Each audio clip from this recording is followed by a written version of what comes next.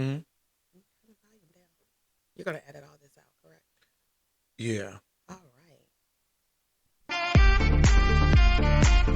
Hey, Couch Cousins. Welcome back to Couples Couch, where Black love kicks back, gets real, and definitely laughs out loud. Make sure you like, share, and subscribe to our YouTube channel and our IG page at Couples Couch 24, as well as our TikTok page at Couples Couch.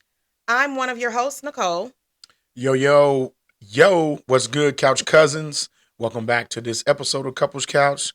Thank you for tuning in, episode 11, 11, 11, 11. Can you believe we've been doing this for 11 weeks? 11 weeks. 11 weeks. I'm Derek. Y'all know me as Wig, Big Wig, Coach Wig, all that good stuff.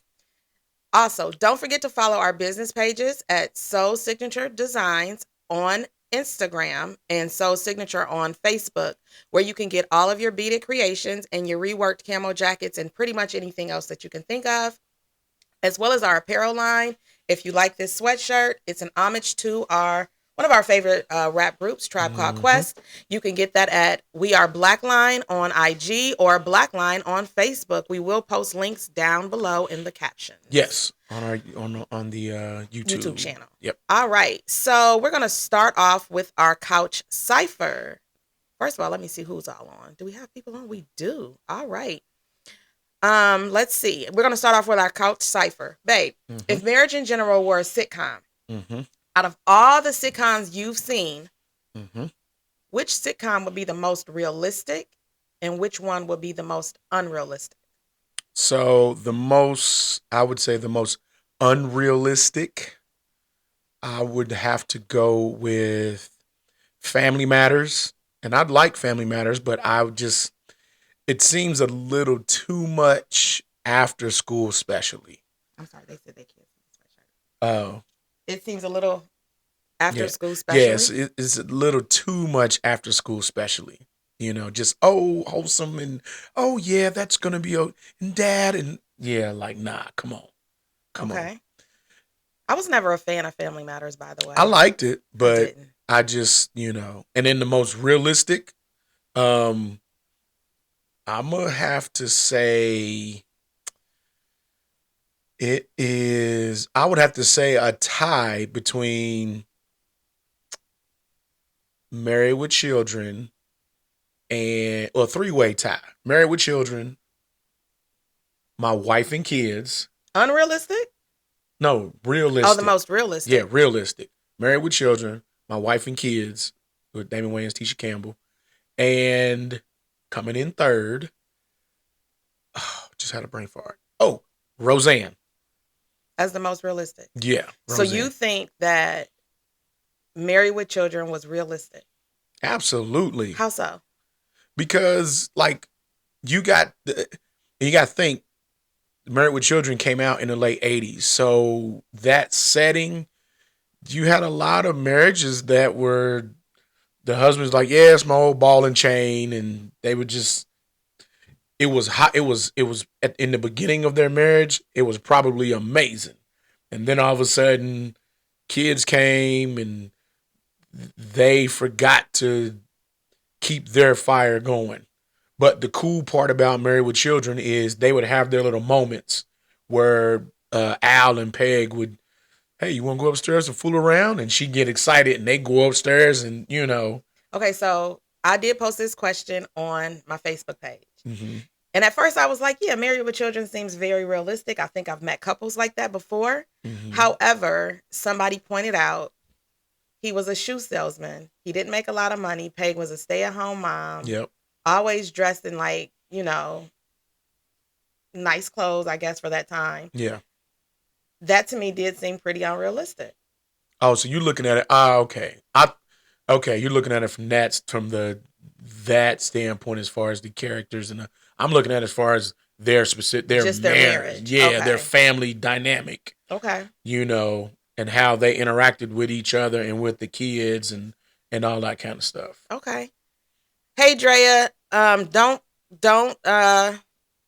feel free to just jump on in and tell us what you feel like your most realistic or unrealistic sitcom TV marriage was. I'm going to go with my most realistic is Heathcliff and Claire Huxtable, the Cosbys. Okay. I felt like they were a very realistic couple when it comes to their marriage. The raising of the children, the dynamics. Claire got with those kids at any moment. Yeah. She checked them. Yeah. And then I would have to follow with Roseanne. Okay. Roseanne, I felt like they had a very realistic Yeah. family and outcome and marriage. Yeah. Unrealistic. I don't know. Maybe I know one. Leave It to Beaver was one. Shayla mentioned that yesterday on the post. Leave It to Beaver. Leave It to Beaver was one. Another one. Who about the Brady Bunch? The Brady Bunch. No, the Brady Bunch, I think they were pretty much a realistic show. Yeah, okay. You know, you're combining two families. They're trying to get to know each other. Yeah. I feel like they were pretty realistic in that aspect. Okay. Most unrealistic to me, I'd probably have to go with Married with Children. Really? Just because of the whole shoe salesman. Y'all living off this one income. Yeah. Y'all own this house. The daughter is like trashy and but you let her go out and do all these things. I mean, I guess that's realistic in some households. Yeah.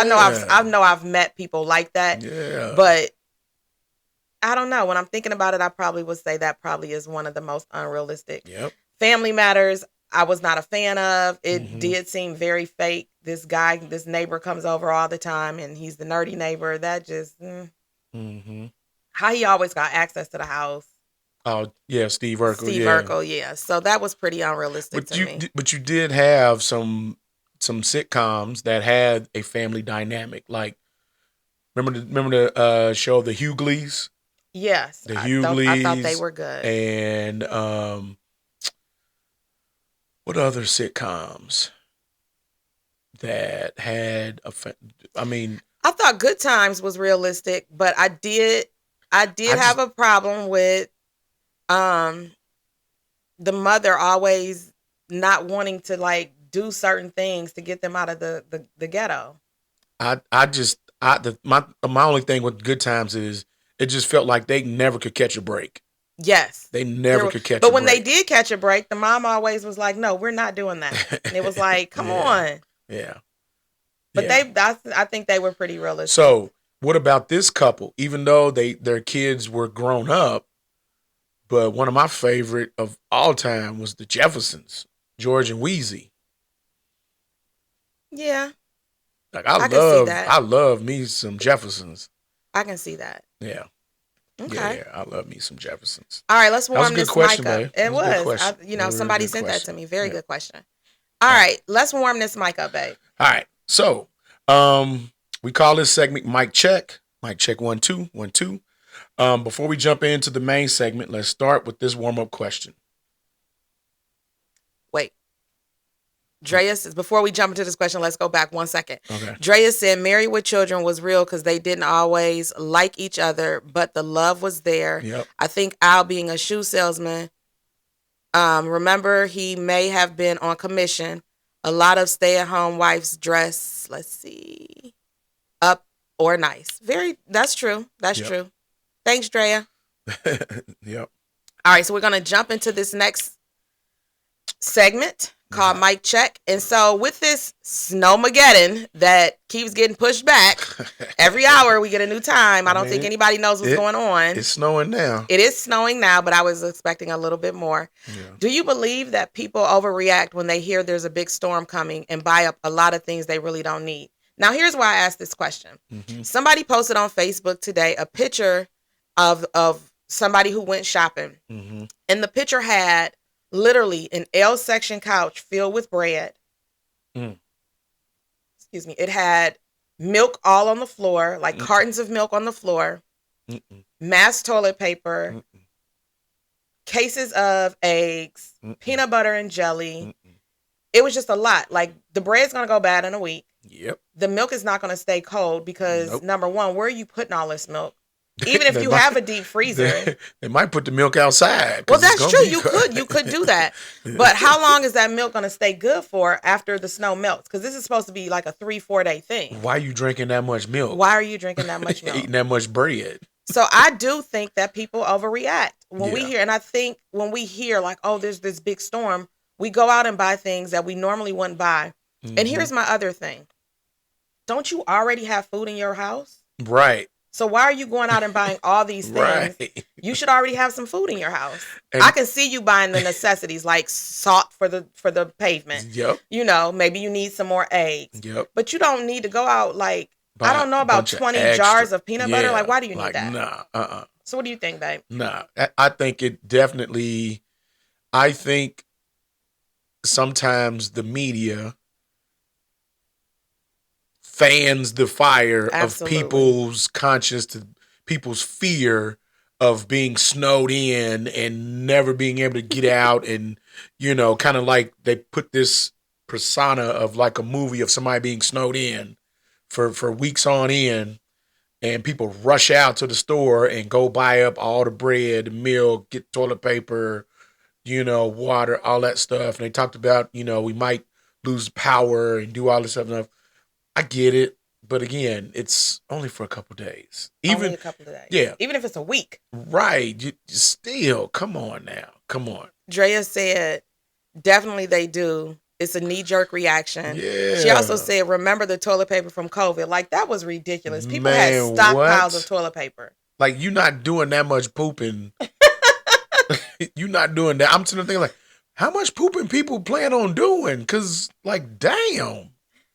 Minnie Queen said exactly. She said it's a mental illness or greed, because what do you have in your house before the storm? What do you have in your house before the storm? You got everything. Like, we literally went to Costco last week. Yep. And bought toilet paper and all the things that we would normally buy because we needed it. We needed the refill. So when we went to go get our stuff for the storm, it was like, okay, we need salt. We do need eggs because we had like 3 eggs left. Yeah. But like, come we ain't on. going out and we're grocery shopping as if no storm was coming. Use your work and school stomachs. Absolutely. Absolutely. Come on. I remember that from the pandemic. Yes. When you did that. During the pandemic, my daughter was trying to eat all our COVID snacks. I said, we were out here literally like the Hunger Games. I'm fighting Catnip's mother for some bread, and you over here eating everything. No, use your school stomach. You don't eat like that at school. Right. And we not about to eat like that here during this storm. Y'all gonna eat normal. 3 hots and a cot. That's what you're getting. Like Shirley used to tell me, boy, just because you see it don't mean you need to eat it. Oh, my goodness. People are ridiculous with this snowstorm. Man. The amount of things that that I saw in a grocery store when I went, I mean, come on, they buying up cases of Mountain Dews and Pepsi. Like I said, I just went to the store a couple of hours ago, babe, when I went and I picked up some chicken, because she's making some wonderful shrimp and chicken scampi pasta. As requested by my daughter. Yeah. And I just picked up a couple of things. That's it. Like, it wasn't like we was gonna go out and like we went shopping because we needed things, not because we're planning for the snowstorm. Snowmageddon. Yeah, because my thing is, okay, world, you eat a meal and then you chilling. You know what I'm saying? Like, it ain't like you're gonna be eating 8-9 meals a day. Dave K3 said people are way too impressionable nowadays. Yeah. Absolutely. Yeah. Absolutely. I agree. And like Derek said, the media definitely is fueling this fire for people to believe we need all this stuff. They flame that fire big time. And the grocery store companies are like, come on, yeah, let's go. Spend that money. Absolutely. This is their money maker. Spend that money. Most definitely. All right, you ready to move on? Yes. Yeah. We call this segment Real Talk. This is our main discussion. I did post the question in the comments, so we'll be looking at your comments. And what's our main discussion going to be about tonight, babe? Main discussion question. What's the hardest thing to say?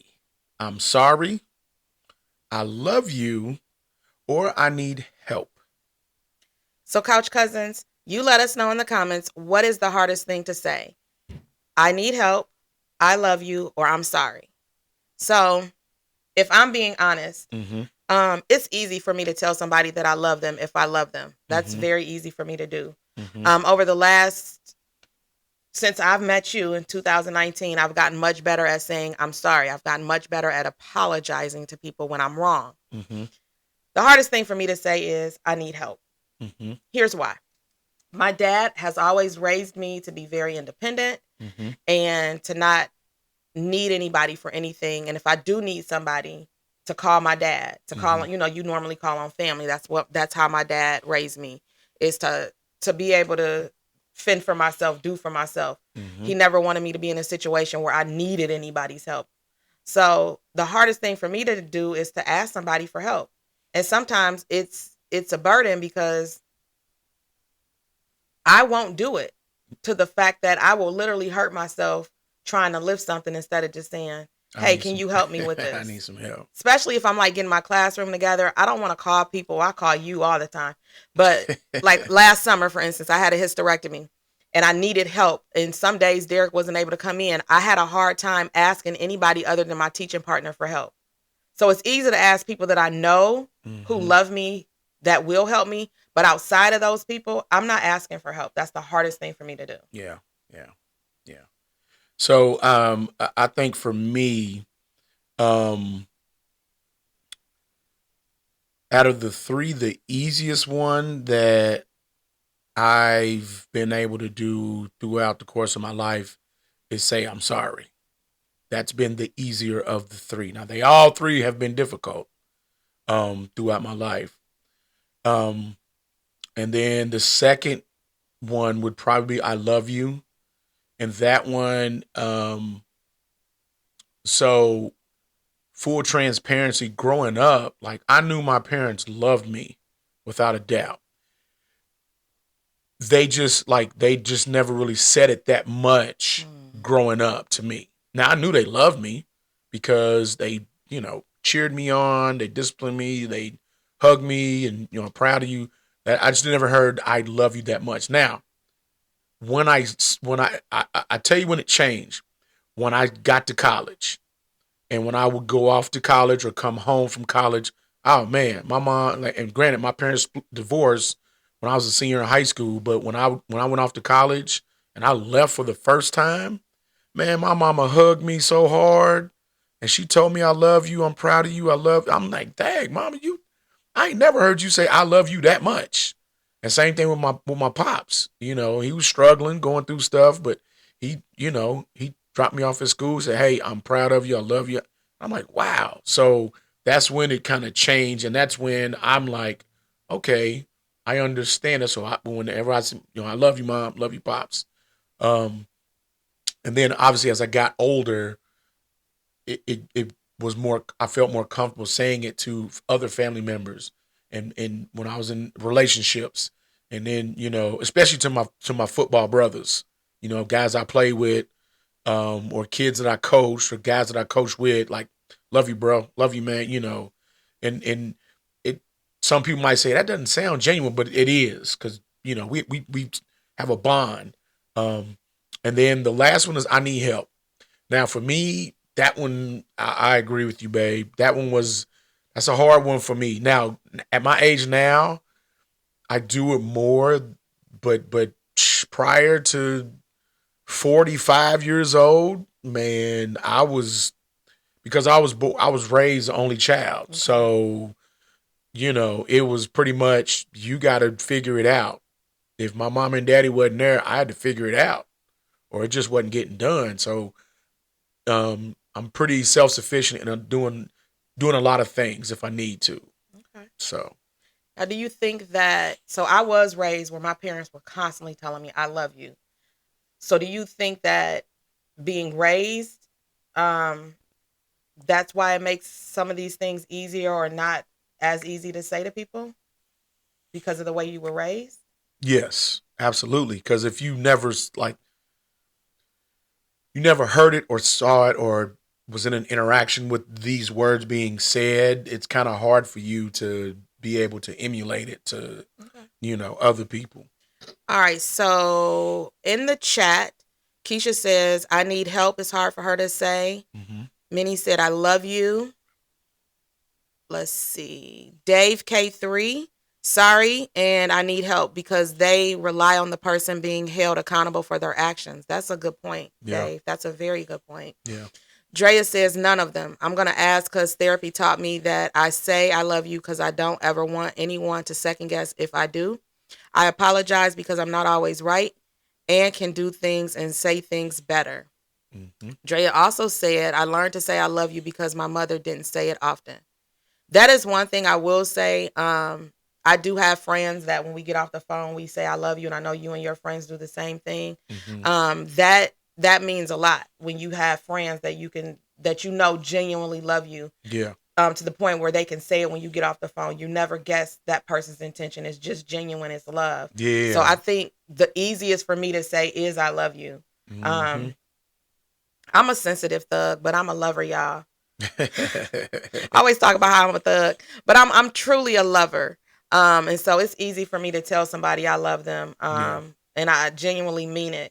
And I think too, being a nurturer, being a teacher is easy for me because I genuinely love my job. Yeah. And so I'm constantly telling my kids and making sure that they know that they're loved. Yeah. I'm constantly telling my kids that. I think my kids get annoyed at me saying it so much because I'm always like, I love you. I love you. I say it to my family. But again, I was raised in a family that constantly said, I love you. Yeah. So I think that's definitely the most easiest to say. Yeah. Let's see. Asking for help.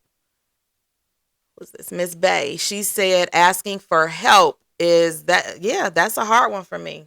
It's very difficult for me to ask for help. I think too, I also think that it depends on the generation.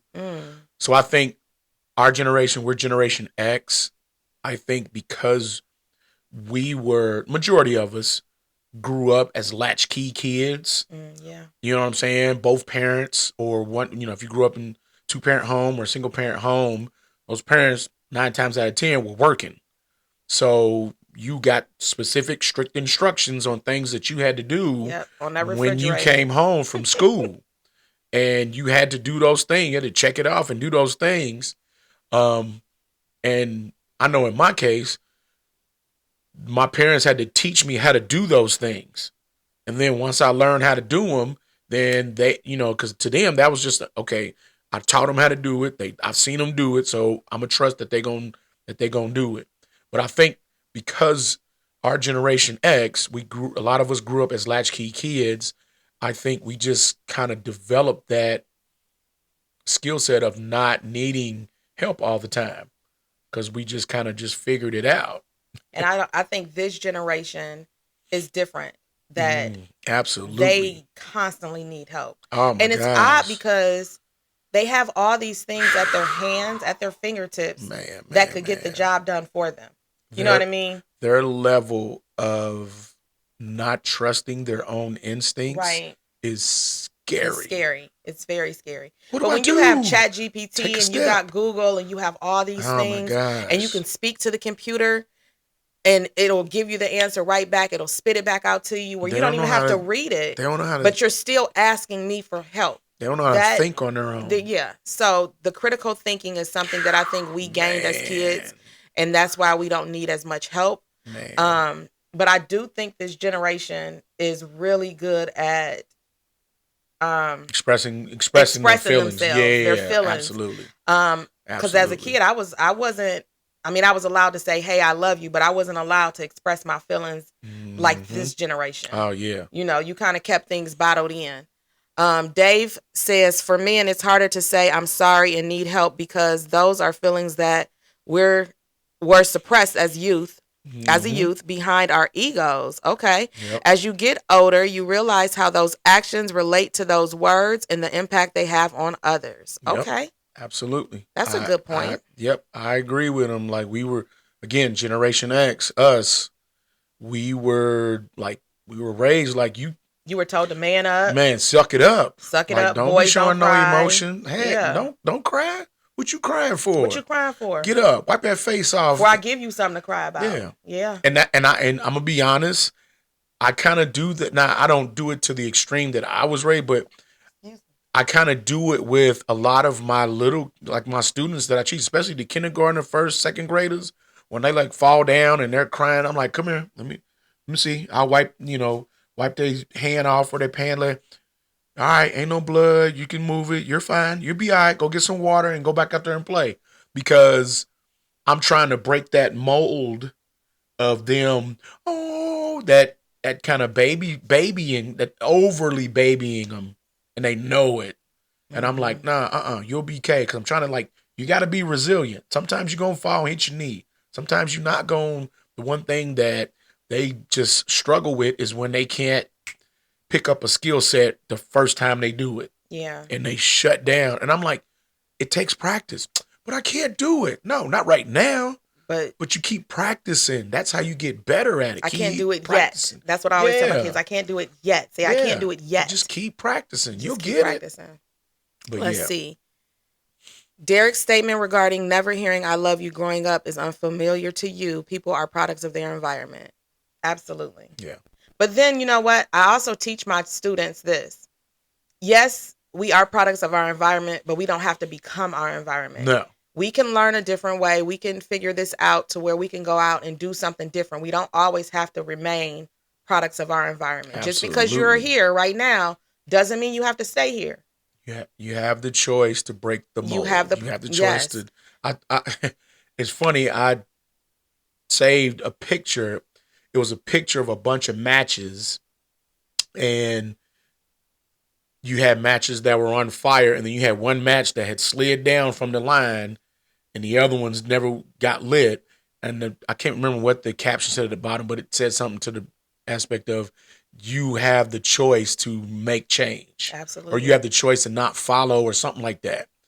And I'm like, that's absolutely like, I mean, think about all the people who grew up in hostile environments and let that be the motivation for them to change. Like, I'm not going to expose my wife or my kids to what I grew up on, what I was around. Absolutely not. Let's see. Ryan says, unfortunately, our baby's curiosities and inquiry has been silenced by a lot of things, which limits them being inquisitive. I'm sorry, y'all, I'm working with one contact here. Dave said, you know this is your cousin, right? Yeah. Oh, okay. Yeah, little Dave. Yeah. All right. All right, so we're going to move on to our next segment. I think that was a very, very good main topic that we talked about. And I would love to be able to, in the future, be able to ask other people for help other than the people that I know, love, and trust. All right, guys. So these questions come from our couch cousins. They are sent to us either via email or via our Facebook pages. So, how do Black people tell people that they're ready for them to leave their house? So, couch cousins, I'm going to post this question in the chat. How do you tell somebody you're ready for them to leave your house? So let's say you're having a party's winding down, and you are ready for these people to leave. How do you handle that, Derek? So I know for me, I will, I'll start rubbing on my legs and scratching my head, and then I hit them with the phrase, "Hey man, hey, what you finna do?" That right there is the cue. I'm gonna go sleep. It's time for you to go. Treya said the same thing, asking what you finna do. Yeah, what you get ready to do? And if they say, "Shoot, I don't know, man," well, look, man, I'm gonna go to bed. I'm gonna go to bed.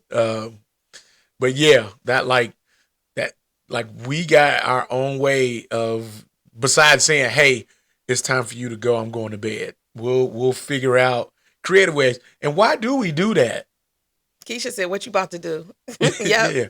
But why do you think people? Why do you think? Okay. Why do you think? Because you don't want to be rude. You don't want to be like, "All right, it's time to go. Get out." You don't want to be rude. True. Drea, how do I tell people I'm ready for them to leave? Everybody knows.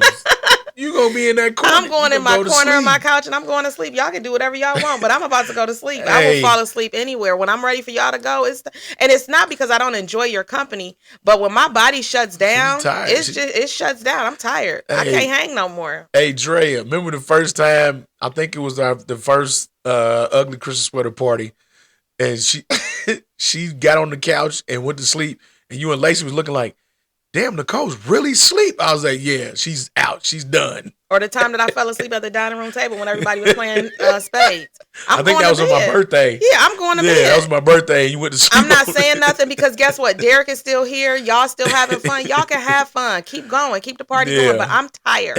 So I'm going to go to sleep. And generally people have Yeah. stayed a little bit longer at the parties. Derek's Yeah. still kicking it, so y'all Yeah. can still kick it, but I'm going to bed. Where Nicole at? She went She went upstairs. upstairs. She went to sleep. She I'm sleepy. good. Y'all good though. Y'all can stay as long as you want. I'm up, so it's all good. And even if like our And close I'm talking friends, my sleep though. Because yeah, Andrea just said Lacey and I had whole conversations with her. It was hilarious. Yes. Yeah. Yep. Because I talk in my sleep. So if you talk to me, I'm gonna talk to you back. I'm not like knocked out, but Yeah. yeah. Yep. Yeah, that's definitely we got our own creative ways of how we let people know like, yo, It's time to go. It's time to go. Dave said you ain't gotta go home, but you got to get the heck out of here. Right. Like Classic Martin line. man, Open the door. Hey, you know what to do. Get to stepping. Get to stepping. Yep.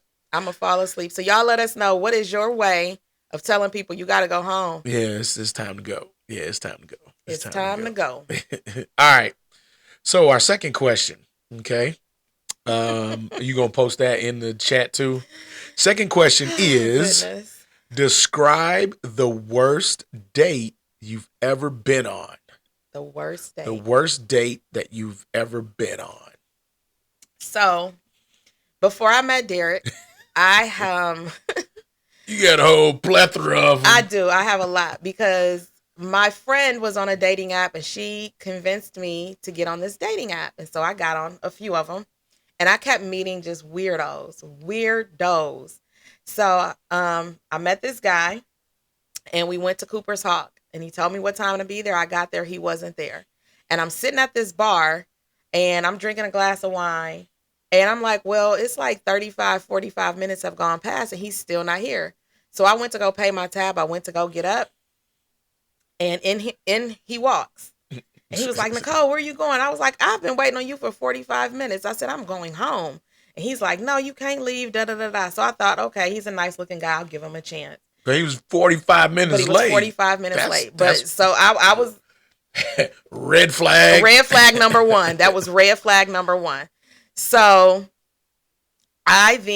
we went and got us a table. We started, ordering our food, this, that, and the third. Remember, this is Cooper's Hawk. This is not Jeff Ruby's. Mm-hmm. This is not the Precinct. Mm-hmm. This is Cooper's Hawk. Not to say anything bad about Cooper's Hawk, but it's not like the highest, high-end restaurants, okay? Right. So we sit at our table, we order our food. The food has not even hit the table. This man has ordered 2 beers and 2 shots. Mm. Mind you, he had already smelled like liquor when he came in the door. Mm. The food comes to the table. The waitress hadn't even put the food on the table. And he looks at me. He goes, so we fucking or not tonight? Sir, I just literally put my eyes on you. We haven't even been sitting at this table for an hour. I know nothing about you. Damn. Nothing.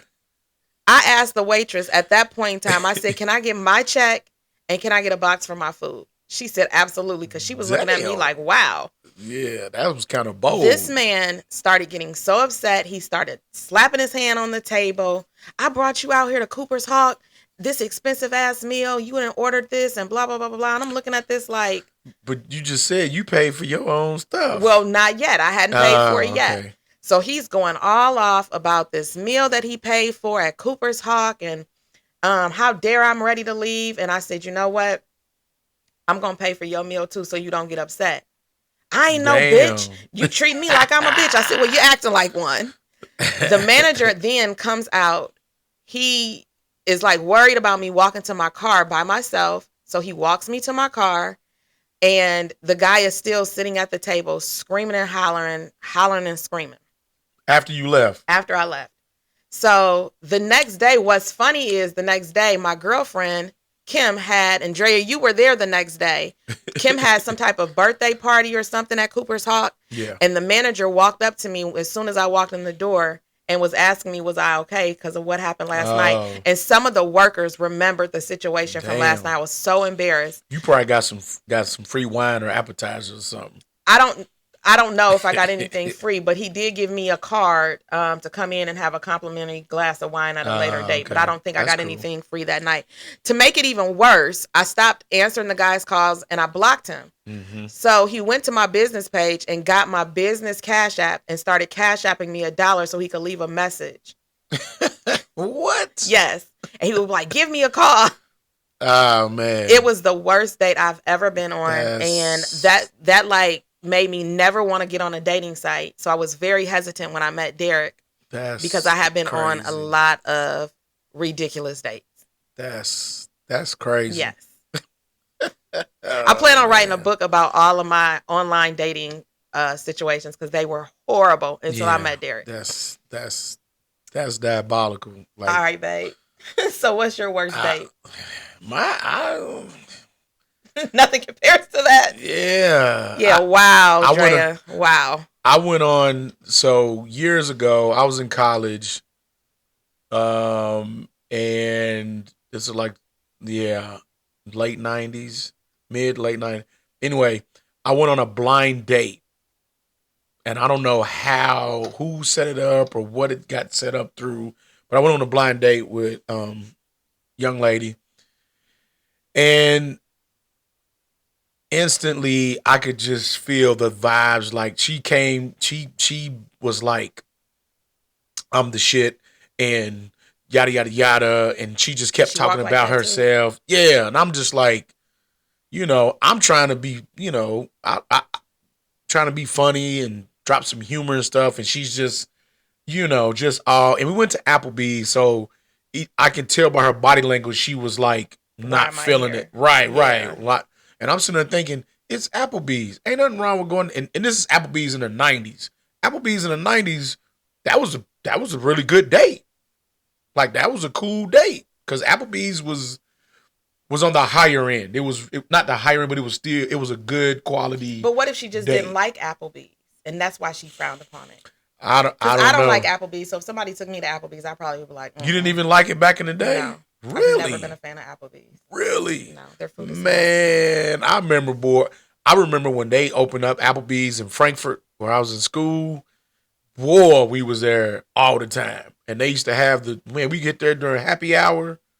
I would go for happy hour. Their drinks were good, but I was never a fan of their food. But go back to the date. So she was just like really just talking about, her dreams and ambitions, and she want to, do this, that, which I was like, cool. That's awesome. But she was not in college, but she was talking about doing things as if she was getting a degree. And I'm like, well, that doesn't make sense. So then I'm like, well, yeah, this probably ain't gonna work out. This probably ain't gonna work out just because, she just thinks she the shit, and I'm trying to have meaningful conversation, and she's not like reciprocating. It's just her just talking about herself, what she want to do, and initially I thought it was gonna be a cool, blind date because she had a young child. And at that time, Jasmine was probably 5 or 6. So I'm thinking, okay, cool. You got a young child. I got a young child. Hey, you never know. This might hit it off. So did you think that she was conceited or? Absolutely. Okay. She absolutely. And that's what made it a bad date. Yeah. My thing is like, don't act like I can tell the difference between. Was she attractive? Confidence. She was nice looking. She was brown skin, nice looking, had a short haircut. She was, nice looking. But I know the difference between cockiness and confidence. Because my thing is, if you are a supreme confident person, you're still humble. And you can still have meaningful conversations with somebody that you feel like you're probably doing better in life than, but you're never going to demean that person. You'll still have some form of a respectful conversation with that person. And she was just came across as just, and I was like, yeah, this ain't going to go far. And I paid for the food and everything because the last thing I want to do is have her talk shit about me. I was like, nah, you ain't better to talk shit about me. Because if I ran into you again, you can't say nothing bad about me. You can just say, hey, I went on a blind date with that guy. It was okay, but we just didn't. We didn't vibe. Took me to Applebee's. But you ain't about to say, this joker didn't even pay for my... Nah, you ain't doing that. Henry Wiggins Jr. taught me better than that. Okay. So, all right. I'm sorry mine ain't as dramatic as yours. that period of my life was ridiculous. I should have brought a camera around with me because it was insane. I mean, I could tell y'all some more stories. Like, Yeah. it was really, really, really insane. Let's see. Dave said he met a female online, picked her up, went to the movies, got popcorn. She goes to the restroom before the show starts. Is gone for 25 actual minutes. Wow. Damn. Comes back and sits down smelling like the whole root of a tree.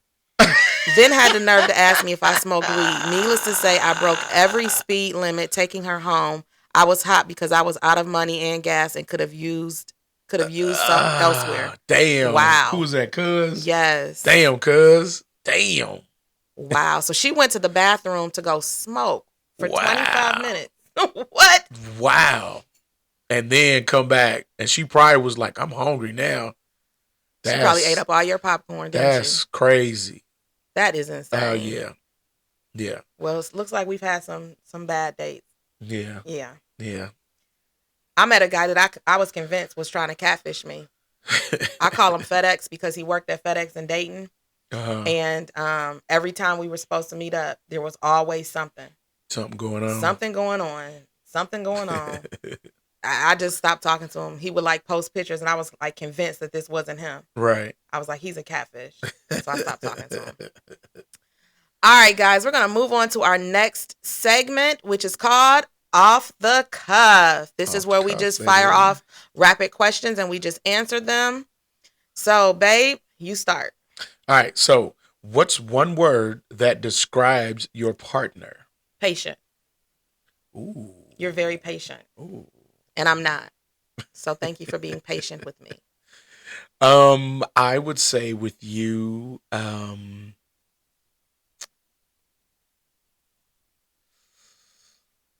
trying to figure out how to make this one word. Of words that are used to describe Nicole. The man is thinking. I would say it's a tie between loving and friendly. Okay. Because you're very loving and you've never met a stranger. Never met a stranger. Like, it never fails. I'm going to make a friend wherever we go. Wherever we go. Yeah. Especially when we've traveled on vacation. Oh, man. I get their numbers. Everywhere we've traveled, she's befriended someone. Yes. Florida befriended someone. I can't remember who it was, but you befriended somebody. We went to Mexico. Oh, I had a lot of friends in Mexico. Yes. And we went to Aruba for Jamal Cynthia's wedding. I met a lot of people in Aruba that right. I liked too. And then we went to Curacao. Yep. Yeah. Hey, Desiree, if you're watching. Yeah. So it's, like, and then obviously when we've traveled out of town. Or in the grocery store. Wherever. Like, yeah. I just got questions. I like to meet new people. Right. All right. What's one thing your partner does that gets on your nerve? Ooh. He procrastinates. It drives me up a wall. Yeah. Yeah, I talked about that in an episode a while Previous back. episode, yeah. Yes. That's what I'm constantly working on every year is procrastination. One thing that you do that gets on my nerves. Oh. I'm trying to think. I'm perfect. Nah. I'm not perfect? You're perfect for me. Nobody's perfect. I don't know. I guess I've never really thought about that. When I pick at your skin? No. I'm always trying to bust pimples. Yeah, but no, I don't. He's just trying to be nice because y'all on here. No, I'm really like trying to think of what it could be. I don't know. I'll think about it. We'll come back to that. Yeah. All right, let's see. Go, babe. All right, so what was a non-negotiable when you were dating? Must love dogs and animals.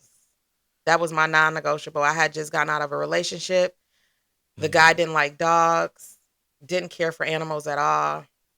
We've had every animal in my house, pretty much. We got 2 dogs right now. My daughter has had guinea pigs. My son has had lizards. I am the mom that loves animals. And that is a non-negotiable for me when we were dating. He had to like dogs, and if he didn't, I was not going to move forward with the relationship. Like animals, but mostly dogs. He had to like dogs. Yeah, I remember the first time I came over your house, you were like, okay, have a big Rottweiler. And I'm like, okay. And I got to the door and I stood there and Haji came and she was like, I said, I'm cool. I'm gonna let him. Haji came over and smelled my hands and stuff. And then after that, it was a wrap. As soon as I sat down, he sat right between my legs and he's just like a big old puppy dog. And I'm like, oh yeah. 100 and some odd pound big Rottweiler. A full blown Rottweiler. He thought he was a lap dog. Yeah. So yeah. I would say Drea said, are we getting a monkey? That's the real question. No. Nope, Drea. No, absolutely not. Absolutely not. I'm going to get a monkey. Absolutely not. Only way we get a monkey when we get our farm is if we hit the lotto, then we can buy some land out in the country and build a farm. I'm getting my goats. I'm getting my monkey. You can get all that. I'm getting all my animals, Drea. All of that. So get ready. When we get our farm, get ready. I got a friend of mine I went to college with, Patrick Muhammad, and he has a farm down in Georgia. I'll call him up and say, yo, Patrick, I'm getting some help chickens. us set up a farm. But yeah, like I said, if that happens, you can do whatever you want. Carrera said, I think you should, friend. Yeah. That you should get me a monkey. No, not right now. Nope. Nah. Not happening. Sounds like he's bossing me around, Carrera. Nah. So, definitely getting a treehouse, Drea. Definitely. A what? We're going to get us a treehouse. No boys allowed, though. It's going to be a girls only treehouse. Wait a minute. Y'all not about to climb no tree anyway. Hey, it's going to be a treehouse on the ground. With stairs. It's going to be a treehouse on the ground. You think we coming down a treehouse on steps after we had some wine? You mean a she shed? A she shed, yes. Getting you a she shed. Keisha, not all monkeys are dangerous. I've held them when I went to, where were we at? Mexico. Yeah. I've held monkeys and was able to feed them. They're very gentle creatures. She's not scared of animals. She was petting a whole bird of prey, a falcon. A falcon in Mexico. And this falcon is like, will mess you up type falcon. The talons was big as our hand, like they mess you up. And she's just petting the falcon. Oh, look at you. I love animals. Oh my gosh, she's so pretty. And the falcon kind of nipped at her. She said, oh my gosh. And I'm like, but I kept petting it. He about to bite your whole finger and thumb off. And you just still, I said, yeah, nah. I kept petting it. I love animals. Okay, babe, what's your answer? What was a non-negotiable when we were dating? Oh, my non-negotiable was you can't smoke cigarettes. Like, I can't. Unfortunately, in my former marriage, my wife who had passed away, she smoked off and on, and I just, can't do with the smoking no more. And granted, both my parents smoked the whole time I grew up. He smoked cigars. Yeah, but I don't smoke every day, though. That's true. You know, if I smoke cigars every day, that's different. But I smoke a cigar. I do smoke more in the summertime than I do any other time throughout the year because it's nice out, sitting out in the front porch, just put some spray on, cut the candle on, cut my music on. Got my drink. I'm good. That's a whole, what y'all say, that's a whole vibe. That's a whole vibe. And she know if it's a little chilly, I'll still go out on the front porch and he'll be sitting. Or he'll turn on the fire pit in the backyard and go outside. What's up, Q? Q says, quick sidebar. You sound like Eric Thomas. Who is Eric Thomas? I appreciate it. Eric Thomas he's a brother. He's a motivational speaker. I first saw him, some YouTube clips of him. He did a lot of his speaking before he got super popular. He spoke to teams, football teams. He did, spoke with different young youth groups, stuff like that. But Eric Thomas, he's an amazing motivational speaker. All right. He's a good dude. Appreciate that. All right, babe. This is our last off-the-cuff question. What is the most ratchet song that you love, but you don't want to tell anybody that you love it? But you're going to tell them tonight. Most ratchet? What is the most ratchet song? Y'all can answer that in the chat too. What's the most ratchet song that you love that you wouldn't want to tell anybody? I'm trying to, let's see. Most ratchet song.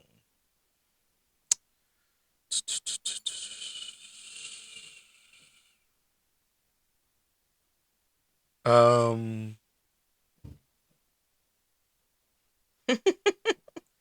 I would say, Career, what's yours? well, I don't know if I would be afraid to tell anybody. No, it's a.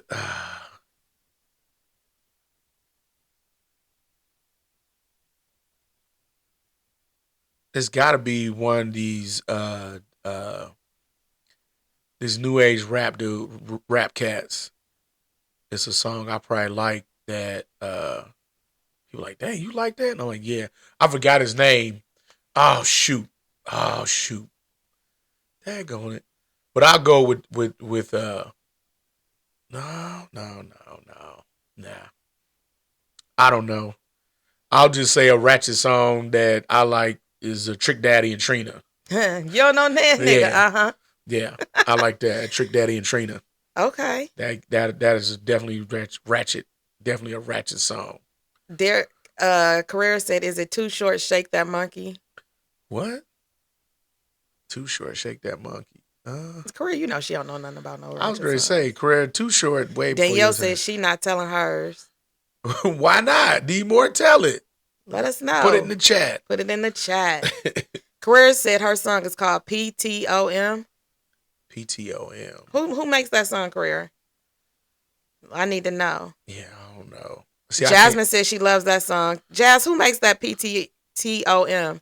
Hold on. Danielle said Throat Baby. I think I've heard that before. Jazz and her mama had a plethora of ratchet ass songs. Jazz used to love. Hey, when Jazz was little, I used to play Big Timers. She like, everybody get your roll on. But that's not ratchet. What? That's not ratchet though. For a 7-year-old. Well, for a 7-year-old, she probably ain't had no business listening to it, but it's not ratchet. A 7-8-year-old, she ain't supposed to be listening to Big Timers. Q said Lotto and Gucci Mane, very freaky girl. That's my son. Oh yeah, she's a very freaky. And I'm a sucker for Lotto. Remember that song by 3-6 Mafia? Slop on my knob. Like on the cob. Check in with me. Yeah. And do your job. That's my song. Or your girl, my neck, my back. Kia. Yeah, that's ratchet. It's a new song out. Jasmine said hers is WAP. WAP. Okay. It's a song out that the kids know, and I got the clean version, and I think it's called Wham Whammy. Wham Whammy. It got that little trap beat to it. And I'm like, oh, this is some hood. This is some hole in the wall club hood song. Rake It Up. Yeah, I like that song. What? Rake It Up. Who sang that? That's by is that by Gucci? No. I forget who sings that. Break it down. Back it up. That ain't that by Gucci? I think is that Nicki Minaj? No, I don't know. Yeah. Mine is some ratchet songs. I like a lot of ratchet music that I probably wouldn't tell anybody about. But right now, mine is Take Me Through There. Take me through there. Take me through there. Where we going, twin? Take me through there. I love that song. That song is mine. Every time it come on, I can't do. But this my dance right here when that come on. Yeah, that's my song. That is definitely a ratchet song. Kevin Gates, She Don't Wanna. Okay. What about your boy? What about UGK? Let me see it. Let me see it. Yeah, that's a good one. I remember that. I was gonna say "Preach" by Young Dolph, but that's not ratchet though. That beat alone is just dope. Yeah, I can't use my phone because we're filming with my phone. I definitely would pull that song up and play it because it's definitely. We got a lot of ratchet music up in here. I'm about to make me a ratchet playlist when we get off. Yeah, some straight just ratchet ass cuts. I'll listen to anything by Cardi B, Meg Thee Stallion. I'm not really a big Trina fan, but Trick Daddy and Trina, you don't know Nan nigga. Yeah. I know that whole song word for word. And that Gucci Mane, She's a Very Freaky Girl. That's my cut too. Yeah. I like that. What about the City Girls? I'm not a big City Girls They fan. definitely got some ratchet music. But what's my girl that dated Puffy? What's her name? Oh, shoot. I like her. Dang, what is her name? Starts with an S. No. Danielle said Couples Couch Ratchet Playlist. I know that's right. Right. What is her name? She was on your boy's She had podcast. a show called Carisha. Carisha, please. But what is her? I don't know, but I like her. Yeah. I like her a lot. She ratchet. Super ratchet. What about the one chick from I forgot her name. She was in BMF. She's from Detroit. The one who dated the crazy dude who he killed her. Oh, I know who you're talking about, but I can't think of it. Don't she put out music or no? Oh yeah, Too Short and Little Kim Call Me. That's it. Call Me? Oh, yeah. What about Young Miami? That's her name. Young Miami. Thank you, D Moore. Yeah, Young Miami. Yeah, there's some good ratchet music out there. And it was some raunchy. In our time, we I love Lil raunchy. Kim. Lil Kim. Some raunchy music. What's my song by Lil Kim? Queen Bitch. Yeah, that's yeah. Y'all know I love me some Lil Kim. That's my boo. Can't nobody make me not like Lil Kim. You know what would be funny? What? If whatchamacallit did some raunchy ass rap. Who? Queen Latifah. Oh my God, no, I wouldn't want to listen to it. Scrub the Ground, yes. What you know about Splat Pack and Scrub the Ground? She not talking about that one. She talking about Quavo and Young Miami. No. We talking about the original. Only Scrub the Ground is by Splat Pack. You know what else my song is? What? You ain't gotta say too much. I can look in your eyes. Yeah, I remember that song. That was my song back in the day. Any kind of down south booty shake music. You ain't gotta call me your boo. Yeah. Ooh, that was my song. Like all my partners that I went to school with that are from down south. Shout out to my roommate Station and all my Florida partners, Laverde, Sharp, Amp, all them. That's man. Hey yo, shorty, won't you go get a bag of the lethal? I'll be undressed in a bra, all see-through. Yes, Little Kim. Come on, Jazz. What you know about this? You too young to know about this. All the booty shaking music, all that, man. Splat Pack, 95 South. Oh, 95 South, yes. Who will? Poison Clan, Luke, MC Shy. Let's see, Alan, DJ Jimmy, JJ Jones. Is that your friend? Where they at? Oh, who's that? Alan. Oh yeah, JJ. Yeah, JJ from Mississippi. He know about all that down south shake your booty music. He already know. Yeah. Remember DJ Jimmy? Where they at? Oh, where they at? Oh, that was that man. That's that Louisiana flavor. All right. Y'all about to have us making a playlist tonight. Maybe we'll showcase it on next Thursday. Right. For Couples Couch. Ratchet playlist. But we're going to have to wrap this up. And we have a positive shot. So this is where we kind of do something a little bit motivational. Leave you guys with something to think about. So, positive shot. Drea, this is apple juice. And I'm drinking water. Sparkling water. We're doing dry January. It's not going so good. All right. You ready? Yeah, go ahead. All right, babe. So what's the positive shot tonight? All right.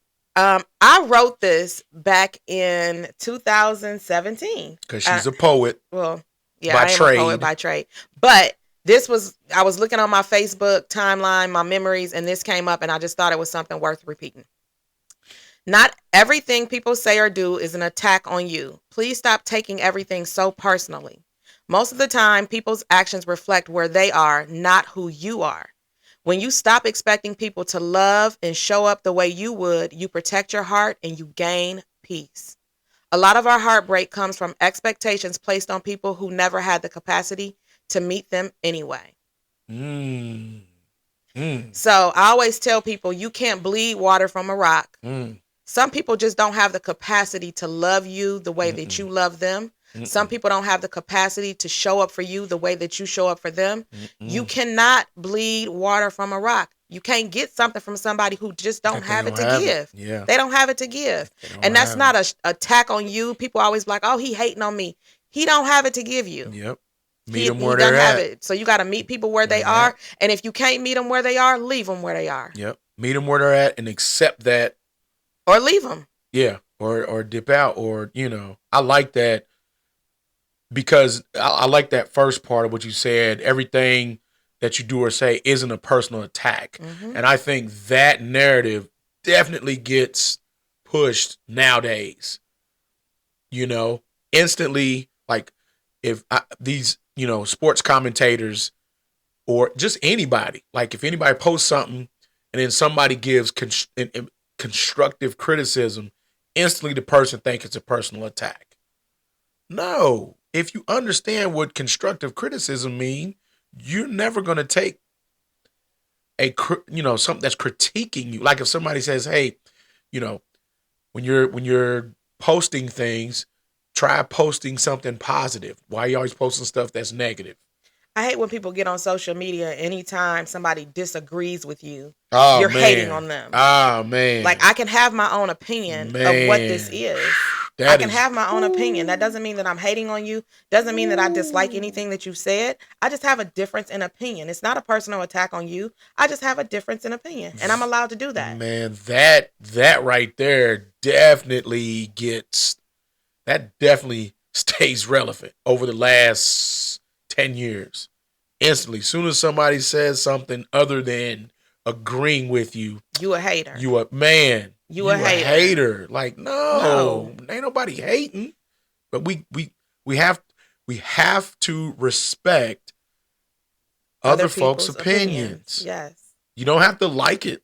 You don't even have to agree with it. Right. Just respect it and move on. Respect the fact that this person is... You can scroll down if you don't like what people are saying. You can scroll down. And also, even if it's not on social media, you have the ability to walk away from people. Everybody's not going to like you. Everybody's not going to... And this is what I tell my 15-year-old daughter. When she sometimes comes home, even when she was little, and she would cry about people not wanting to be her friend. Everybody's not going to like you. Nope. That's the reality of it. That's life. That is life. And like Charles Barkley said, hey, if you don't like what we talk about, turn the channel. Turn the channel. Turn the page. Scroll on. Yeah, turn that page. All right, well, folks. If you didn't catch that the first time, rewind it. Yep, rewind it, and we'll definitely be uploading it to our YouTube page. Episode 11. Episode 11. Man, we get Check us out for episode 20, which is coming up in 9 more episodes. It's going to be a big episode, and we want to thank everybody for tuning in today. Yes. For our 11th episode. Absolutely. That's a wrap for today's episode of Couples Couch. Don't forget to follow us on all socials. Tune in next Thursday and keep sending your questions or suggestions. And again, don't forget to follow our business pages, and we will put the links in the captions below. And much love. We'll see y'all next week on this episode. On the next episode of Couples Couch, we'll be saving a seat for you. Remember, the Couples Couch is where Black love kicks back, gets real, and definitely laughs out loud. So, hey, make sure you get your ass up off the couch and love on your spouse. Peace. Thank you guys for tuning in.